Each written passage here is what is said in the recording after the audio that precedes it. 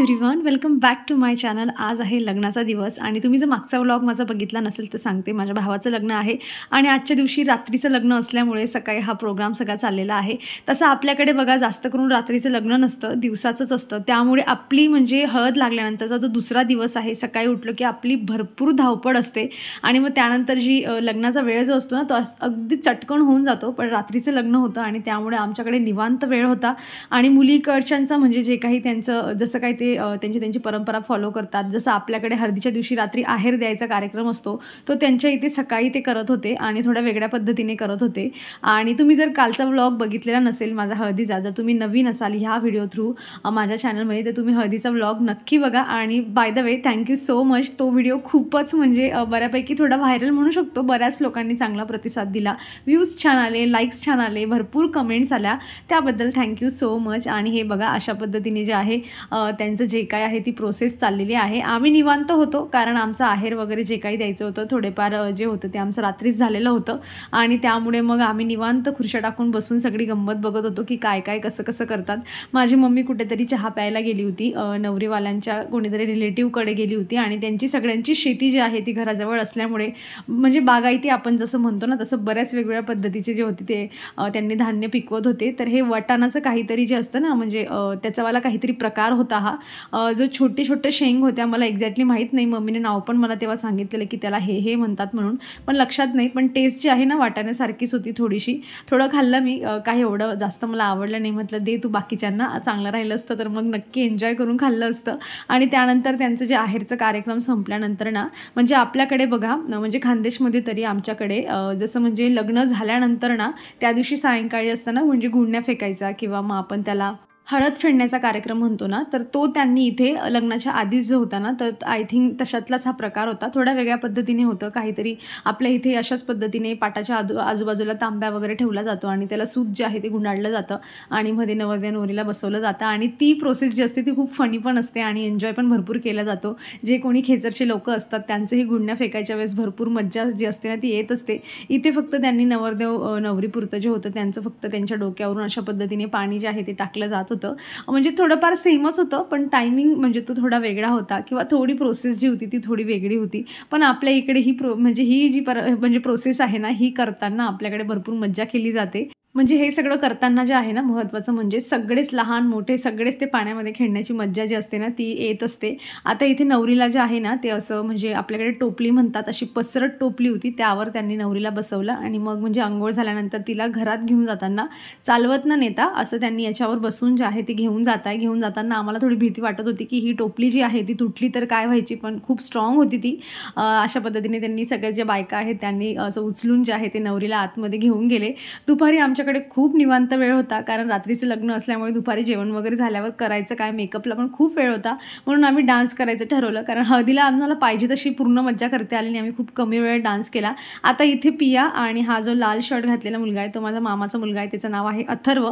जरी पिया इथे थोडा म्हणजे तोडका मोडका डान्स करते पण तुमचा हा जो आता व्ह्यू आहे ना तो थोडा एन्जॉयबल आणि फनी करण्याचं काम मात्र अथर्व करतोय. त्याचा डान्स बघा किती छान फनी आहे. आणि मी तुम्हाला मागच्या व्हिडिओत पण म्हणली होती की डान्स जमो नको जमो, आपला जसा येतो ना तसं आपण स्वतःने एन्जॉय केला पाहिजे, मग सगळ्या गोष्टी सोप्या होतात. बाकी आपण लोकांसाठी विचार करत गेलं की मग अवघड होतं आणि आपल्याला ऑकवर्ड वाटायला लागतं. आणि मात्र मग आपण खुर्चीवर बसूनच जो असतो ना सगळा फक्त व्ह्यू एन्जॉय करतो, आपण स्वतः त्यामध्ये न पडता.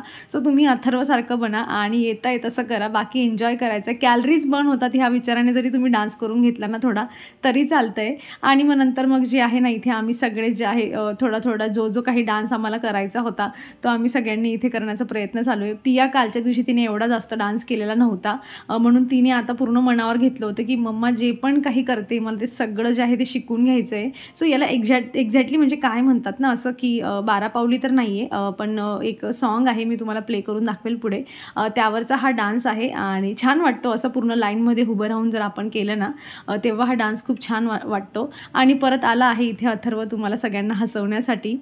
पियाने मात्र रात्रीची पूर्ण कसर जी आहे ती इथे काढून घेतली आणि पूर्ण जे आहे अगदी तोडकं मोडकं पायात घुसून वगैरे जे आहे तिने इथे पूर्ण डान्स केलेला होता.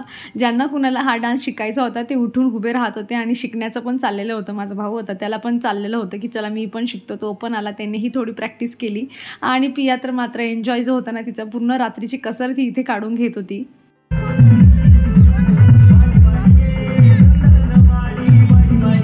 तशी तर सगळीच गाणी खूप चांगली असतात आणि काही गाणी तर अशी असतात ना, की त्यांच्यावर म्हणजे पाय आपोआप थिरकायला लागतात. पण खरंच आमच्या खानदेशामधले म्हणजे जे अहिराणी गाणे आहेत ना, ते बऱ्याच ठिकाणी लग्नांमध्ये फक्त खास नाचण्यासाठी जे आहेत ती वाजवली जातात.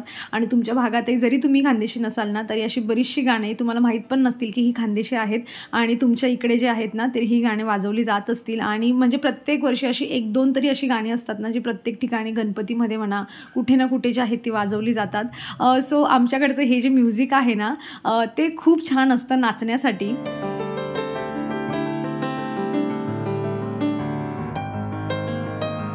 पारावरची गोष्ट अशी झाली, की नवरीच्या घरापासून ना म्हणजे मंदिर जे होतं ना, ते अगदीच जवळ होतं, खूपच जवळ होतं म्हणजे. तर तिथून म्हणजे आणि फिरून कुठून जायला पण रस्ता नव्हता. मग त्यांनी सांगितलं, की आम्ही तुम्हाला एखादं घर देतो, तुम्ही जरा दूरचं घर देतो ओळखीशांचं, तिथे तुम्ही जा, तुमची तयारी वगैरे जे काही आहे तुम्ही करा आणि तिथून जे आहे तुम्ही वरात वगैरे जे आहे ती घेऊन या. मग तसं डिसिजन झालं म्हणून आम्ही इथे आलो होतो.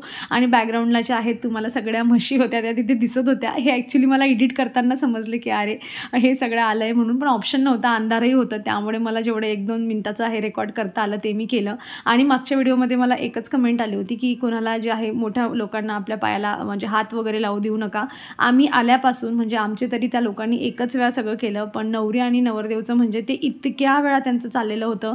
म्हणजे आता जिकडची जी परंपरा असते, आता तिथे लहान मोठं कोणी फॉलो करत नाही. त्यांच्यासाठी त्यांची मुलगी ते ज्याला देत आहे त्याला ते रिस्पेक्ट देणं आहे, ते त्यांचं खूप जास्त ते महत्त्व देत होते त्या गोष्टीसाठी. आणि म्हणून अगदी म्हातारे लोक पण जे आहे हे सगळी प्रोसेस ते फॉलो करत होते. सो आपण किती पण त्यांना नाही म्हटलं, की तुम्ही करू नका, तर आपण त्यांचं म्हणजे सकाळी, दुपार, संध्याकाळ, रात्री प्रत्येक गोष्टीमध्ये त्यांचं हे पाय धुण्याचं जे काम होतं हे त्यांचं चाललेलं होतं. आपण किती ठिकाणी त्यांना त्यांची परंपरा म्हणजे अडवायची अशी गोष्ट होऊन जाते ना. आपल्यालाही कळतं, की मोठ्या लोकांना हे सगळं कसं काय करू दिलं पाहिजे, पण त्यांच्याकडची ही प्रोसेस आहे. सो ते फॉलो करण्याशिवाय तर सोडणार नाही आहे. आपल्यालाही थोडं वाटतं, की नको केलं पाहिजे, पण आपण त्यांच्याही गोष्टींना थोडा मान देत असतो आणि त्यामुळे मग ह्या गोष्टी ज्या असतात त्या थोड्या सुरळीत होतात. तर इथे सगळेच लोक जे होते ना, ते म्हणजे त्यांचे पारावर आलेत आणि जे कपडे वगैरे असतात ते सगळे तिथे घेऊन आले. त्यांच्याकडे आपल्याकडे जसा नवरीचा भाऊ असतो तो सुख्या म्हणून जातो, त्यांच्याकडे ते करत नाही. पण आम्ही त्यांना सांगितलं, की तुम्ही असंच फक्त कपडे वगैरे जे आहे ते न आणता तुम्ही तुमच्या मुलाला जे आहे ते घोड्यावर बसवा आणि सुख्या म्हणून जे आहे ते तुम्ही घेऊन या. सो काही गोष्टी त्यांच्या पद्धतीने, काही गोष्टी आपल्या पद्धतीने, असं सगळा जो होता तो प्रोग्राम पुढे जात होता. आणि इथे बघा पिया, तर तिने तो तुम्हाला दाखवलाच होता मी फ्रॉक वगैरे, तोच तिने इथे वेअर केला आणि खूपच सुंदर दिसत होता. त्यातल्या त्यात रात्रीच्या वेळी ना खूपच मस्त वाटत होता तो. आणि मग नंतर घोड्यानेही थोडा डान्स केला आणि हा डान्स बघून तर मला भीतीच वाटत होती, की यावर आता माझा भाऊ कसा बसायचा. म्हणजे तो बसल्यानंतर ज्या घोड्याने डान्स केला तर मग व्हायचं काय म्हणून मला असं फिंगर क्रॉस होते माझे, की हा घोडा रस्त्यात कुठे नाचायला नको, म्हणजे माझा भाऊ निवांत जे आहे ते घोड्यावर बसू शकतो. आणि आम्ही आता मस्त नाचत गाचत जे आहे ना ते मंडपाकडे चाललेलो आहोत. खूप जास्त मोठा डिस्टन्स नव्हता आणि त्यातला त्यात डीजेवाला असला म्हणजे की आपल्याला अंगात तरतरी आली, की त्याच्यानंतरच लगेच तो जे असतो गाणे चेंज करून देतो. पण तरीही गाणं कुठलंही लागलं ना तरी आमचं नाचणं मात्र काही तिकडे थांबत नव्हतं. कुठलंही गाणं लागू द्या, आम्ही तर नाचल्याशिवाय सोडतच नव्हतो.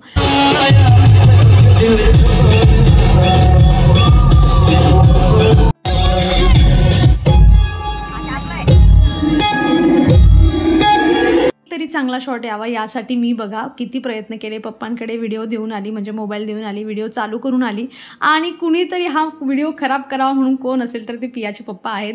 काही नाही, मध्ये आले, एक हात वर केला, थोडासा डान्स केला आणि माझा पूर्ण जो व्ह्यू आहे एवढ्या क्लिपचा तो सगळा खराब करून दिला. चला असो, सगळे एन्जॉय करताय, ह्या गोष्टीला जास्त महत्त्व आहे. आणि कुणालाही सांगायची गरज पडली नाही की नाचा बाबा. सगळे ज्याला येत होतं तो पण नाचत होता, ज्याला नाही येत होतं ते पण लोक सगळे नाचत होते आणि सगळे जसे जमून नाचायला लागले की मग मज्जाच असते. सगळ्यांच्या चेहऱ्यावर आनंद असतो, तोही बघून आपल्याला जास्त आनंद येत असतो. आणि म्हणूनच तुम्ही कितीही कसाही मेकअप करा, लग्नामध्ये सगळे लोक छान मस्त दिसतात. त्याच्यामागचं रिझनच हे असतं की आपण सगळे खूप जास्त आनंदी असतो आणि त्यामुळे जे आहे आपण छान मस्त ब्लश करत असतो.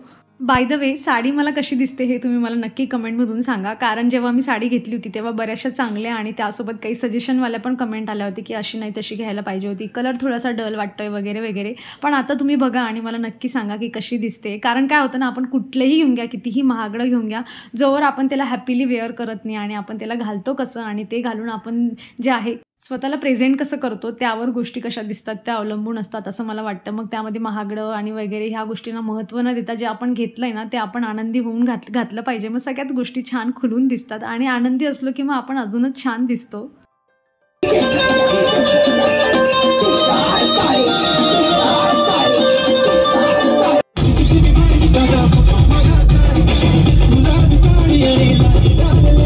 लकीली गाणं वाजलं आणि पियाला जे आहे तिचा सोलो डान्स पण करायला मिळाला आणि केला तिने डान्स मस्त रस्त्यावर चालता चालता पण केला आणि आम्ही आता पोहोचलेलो आहोत मंडपामध्ये.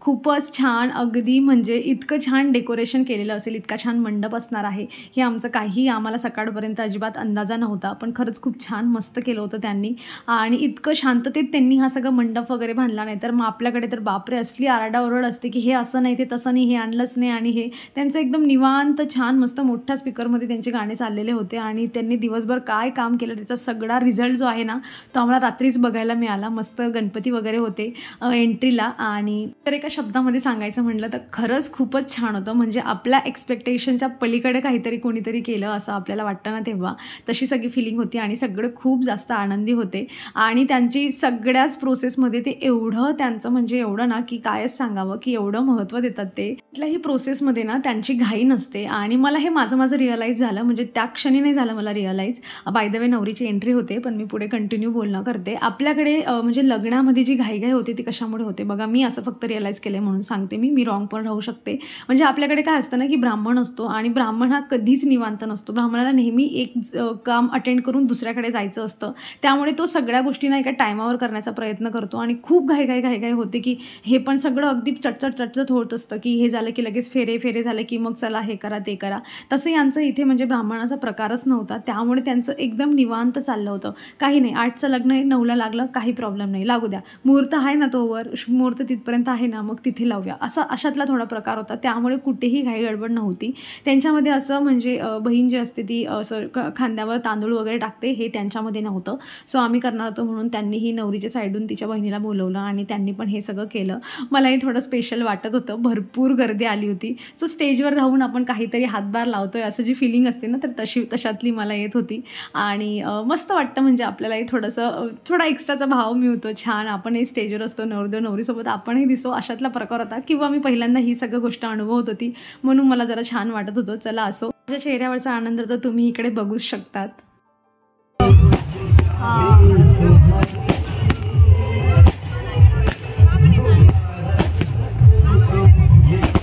फटाके फुटले की पूर्ण गावाला समजून जातं की लग्नाचा कार्यक्रम आहे आणि लग्न लागलेलं आहे. सो मी पहिल्यांदाच इतके छान मस्त फटाक्यांचा जो व्हिडिओ आहे ना तो पहिल्यांदा केला. नाही तर दिवाळीत पण एवढे छान मला रेकॉर्ड करता आलेलं नाही आहे.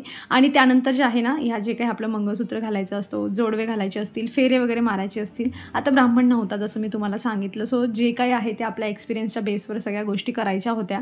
तर इथे आता जोडवे घालण्याचं काम जे आहे ते नणंद करते म्हणून आता मी जे आहे ती प्रोसेस इथे कंप्लीट करते.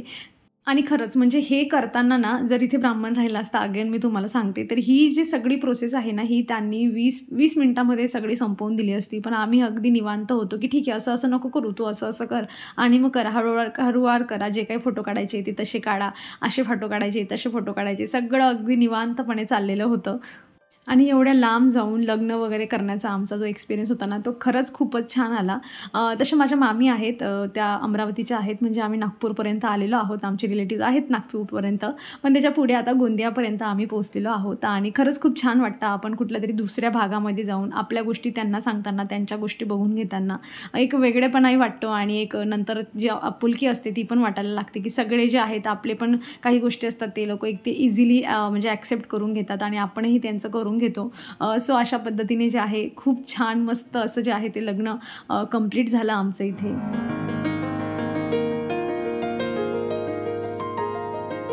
लग्नातली जी लास्ट प्रोसेस असते आता तीही चालली आहे, ती म्हणजे फेरे घेणं. त्यानंतर मग सगळ्यांचे फोटो वगैरे जे आहेत ते काढणं इथे होईल.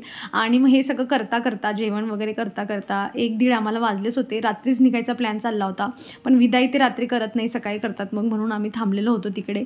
सकाळी विदाई झाली आणि त्यानंतर मग आम्ही 7-7:30 वाजता तिथून निघालो होतो. सकाळचे 7:30 वाजता निघालो होतो आम्ही, तर रात्री डायरेक्ट 2 वाजता घरी पोहोचलो होतो. आणि मग त्यानंतर कुणालाही काही शुद्ध नसते. आणि मग आता याच्या पुढचा जो व्हिडिओ आहे ना तो आपण डायरेक्ट आता जो आहे पुण्यालाचाच बघूयात, आपल्या घरचा डेली रुटीनमधला. चला, तुम्हाला लग्न कार्य कसं वाटलं मला कमेंटमधून नक्की सांगा. हा मावळत्या सूर्यासोबत मी माझा व्हिडिओ पण इथे संपवते. कसा वाटला व्हिडिओ कमेंटमधून नक्की सांगायला. आवडला असेल तर लाईक करा, चॅनलवर नवीन असाल तर प्लीज चॅनलला सबस्क्राईब करा. चला मग भेटूयात आपण पुढच्या अशाच इंटरेस्टिंग व्हिडिओमध्ये. तोवर स्वतःची काळजी घ्या. So take care friends and bye.